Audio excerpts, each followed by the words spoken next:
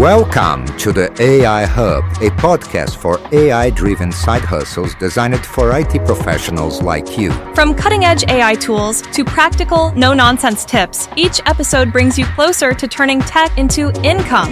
Tune in to discover smart and sustainable ways to boost your career and income with AI. Welcome to AI Hub, everybody. I'm Larry. And I'm Amanda. You wanted the down low on AI and copyright. Specifically, how Meta is dealing with it all. Right. And buckle up. Yeah. What we found in some court filings is way more complicated than like your basic terms of service. It really is. Yeah. We're diving deep into the Cadre v. Meta case. This is where a bunch of authors are saying Meta used their whole books to train AI. Yeah. Which is a big No. copyright notice. Exactly. And you'd think Meta would just Right. try to claim fair use. Yeah, like everybody else. Like we've seen other AI companies try to do. Right. But get this, they actually tried to license books. Yeah. Yeah. They tried to do Things the right way at first. That's where things get kind of Yeah. interesting. It's like Meta's own Sid Chowdhury, the guy who leads all their AI partnerships. Yeah. He said in a deposition that publishers just weren't really into it. Wait, so you're telling me Meta. the company that Prints money. Facebook. Couldn't get publishers to play ball. I'm picturing awkward cold call outreaches. Like some little startup trying to get their first client. Like, hey, you want to? Yeah, is that what happened? Pretty much. Oh, But the even more surprising thing is why publishers were so hesitant. okay. Chowdhury says a lot of them didn't actually even hold the rights to the content they were trying to license. Oh, wow. So even if they wanted to work with Meta, they couldn't. Yeah. It's a mess. Total mess. This whole thing, it's like, who owns what? It's so confusing. It makes you wonder if anyone even understands copyright anymore in the digital age. It's so complicated, especially when you throw AI into the mix. Yeah. But wait, there's more. Okay. This licensing struggle, it reminds me of something else Chowdhury talked about. Okay. Meta trying to license 3D worlds from game companies Uh-huh. for AI research and stuff. Okay. I'm hooked. Tell me more. Similar roadblocks. Yeah. Nobody wanted to give up their cool virtual worlds. Right. So Meta, being Meta, just decided, hey, let's build our own. Really? They just sidestepped the whole issue. Is this a sign of things to come? Maybe. Are we going to see AI companies just bypass traditional licensing altogether? It's possible. I mean, what does that mean for creators who rely on those agreements? Right. A lot of big questions. But actually, this whole licensing thing might be the least of Meta's worries because the lawsuit gets kind of dark. Okay, let's unpack that. All right. So the plaintiffs are alleging that Meta, after failing to secure these licenses, resorted to using something called shadow libraries. Hold up, shadow libraries. What is that? Like secret underground book clubs? Not quite, but they are kind of clandestine. Basically, they're online repositories full of pirated books, a Yes. haven for illegally shared copyrighted stuff. Oh, wow. So Meta's being accused of training their fancy AI on pirated books. That's what the lawsuit is alleging. That's a bold move, even for a company with that much cash. Yeah, and it doesn't stop there. Oh, no. Plaintiffs also claim Meta was using BitTorrent to access these shadow libraries. BitTorrent. You mean that infamous file-sharing network? That's the one. Okay. And here's where it gets legally tricky. Right. With BitTorrent, whenever you download something, you're also simultaneously uploading it. Oh, yeah, seeding it. Exactly. Okay. So the plaintiffs are saying that by using BitTorrent, Meta wasn't just passively downloading these pirated books. Right. They were actively distributing them too. Oh, so that makes the plaintiff's case stronger. Yeah, by allegedly seeding these files, Meta potentially engaged in copyright infringement on a whole other level. This just got way more serious. It did. This case is like a legal thriller unfolding right in front of us. Yeah, and we're just getting started. Stay with us as we delve deeper into Cadre v. Meta, explore what it all means for the future of AI and copyright. It's going to be a wild ride. You know, this whole thing with these shadow libraries, it really makes you think about But the data that's being used to train these AI models. yeah. Like if it's all pirated books and stuff, Oh, totally. think about it. Pirated books, they're full of errors sometimes. Yeah. Missing pages. Uh-huh. Even malicious code sometimes. Right. It's like Yeah. building a house on a foundation of sand. Exactly. You know, if the data is shaky, Right. the whole structure is compromised. Yeah. And we're talking about AI. that could be making decisions in healthcare, Right. finance, Yeah. self-driving cars, Important stuff. areas where accuracy is crucial. It's super important. Right. And that brings us back to this whole fair use debate. Yeah. If AI companies can just grab any data they want Right. without consequence, Yeah. why would they bother paying for high-quality, Exactly. vetted data sets? Yeah, they just cut corners. Right. It could incentivize cutting corners. Right. And ultimately, that hurts everyone. Totally. Yeah. It's like the Wild West out there, It really is. with everyone like scrambling for data, trying to figure out the rules of the game. But the stakes are so high. Oh, they're huge. These lawsuits could shape the future of AI development. Absolutely. And it's not just about the legal battles. Right. It's about the ethical implications, too. Oh, yeah, totally. You know, how we choose to develop and use AI. Yeah. It's going to have a huge impact on society as a whole. Yeah, we need to be having these conversations now, We do. not after the fact. Right. But going back to Meta, Yeah.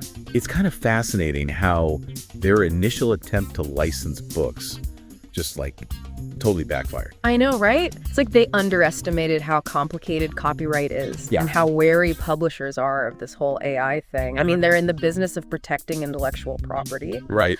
So the idea of AI like churning out content Yeah. that competes with their authors, Right. that's a major concern for them. Yeah, that makes sense. Yeah. But it's interesting how some publishers, especially in nonfiction, were a little more open to the idea. A little bit. Yeah. Maybe they see AI as like a tool, you know, Yeah. like automating tasks, Right. improving content discovery, even like generating new types of content. Yeah, there are definitely some potential benefits there. Yeah, it all comes down to how we choose to develop and use it. I agree. You know, we need to have a nuanced conversation that acknowledges both the potential risks Yeah. and the potential benefits of AI. Right. And that conversation needs to include everyone. Everyone. Creators, AI developers, policymakers, the public. Yeah. It's not just a niche issue anymore. No, It's something that will touch all of our lives in some way. absolutely. And speaking of nuanced conversations, Yeah. let's circle back to that data quality thing Okay. you mentioned earlier. Right. Garbage in, garbage out. If we want AI to be reliable, Yeah. trustworthy, we got to feed it good data. Good data. So what's the solution? Well, instead of scraping data from who knows where, Yeah. AI companies could invest in professionally curated data sets. Right. I mean, it's a more ethical approach. Yeah. And it makes sure that the creators are paid fairly. Exactly. And there are like sophisticated techniques too. Oh, yeah. For cleaning and filtering data, removing errors and inconsistencies. Yeah. As AI technology evolves, Uh-huh. these tools will become even more powerful. Right. Helping us make sure that we're using the best possible data Oh. to train these models. Absolutely. That's encouraging. It is. Because at the end of the day, we want AI to be a force for good in the world. Of course we do. Right. We want it to help people. Yeah, we've covered a lot of ground today. We have. From copyright complexities in the age of AI to the ethics of training data. Right. And the need for like clear legal frameworks. Yeah, it's a lot. It's a lot to unpack, Yeah. but it's a conversation we need to have. I agree. Now, before we wrap up, I want to leave our listeners with a final thought. Okay, Yeah. so we've been like digging deep into this legal battle, all the ethical stuff. Yeah. But like, let's bring it back down to earth for a sec. Okay. What does this actually mean for like someone listening right now? Right. You might not be an author. Right. You might not be an AI developer. So why should you even care about this whole AI and copyright thing? Right. That's the million-dollar question. Yeah. Here's why it matters. Okay. Think about all the content you enjoy every day. The books, music, the movies. Right. There are real people behind all that stuff. Yeah. Who depend on copyright to protect their work Yeah, makes sense. and earn a living. Right. Now imagine AI starts pumping out content that's basically like Yeah. indistinguishable from human created stuff. Right? AI writing a best-selling novel Whoa. or composing a hit song. That would be crazy. Right. That would change everything. It would be a game changer for the whole creative landscape. Yeah. And that's why these conversations about AI and copyright are so important right now. Yeah. We need to figure this out Right. before AI content just like floods the market Yeah. and potentially leaves human creators in the dust. It feels like we're at a crossroads. We are. Trying to choose what kind of future we want. Yeah. One path leads to AI, like enhancing human creativity, Right. pushing the boundaries of art and expression. Mm-hmm. But the other path, Yeah. a little more. A little more scary. Yeah. Could we see AI just like replacing human artists altogether? It's possible. That's kind of freaky. It is. Those are the big questions we're facing. And finding the answers won't be easy. No. But we got to find a way to balance the interests of everybody. Right. The AI developers, the creators, society as a whole. It's a complex puzzle It is. with pieces that keep like yeah, shifting. well, all the time. and changing. Yeah. A puzzle that affects all of us. Even if we don't realize it yet. Right. This meta case is just one piece. One piece of a much bigger picture. Exactly. Yeah. Any parting words of wisdom for our listeners as they try to navigate this crazy new world? Stay curious, stay informed, and stay engaged. Okay. AI is constantly changing. Read articles, listen to podcasts like this one, Yeah. talk to experts. Right. Soak up as much knowledge as you can. Okay. The more you understand about AI, Uh-huh. the better equipped you'll be to make informed decisions about its role in your life and in our society. Wise words. I like it. Thank you. This isn't the end of our exploration into AI and copyright. Oh no, we'll be back. We'll be back with more deep dives.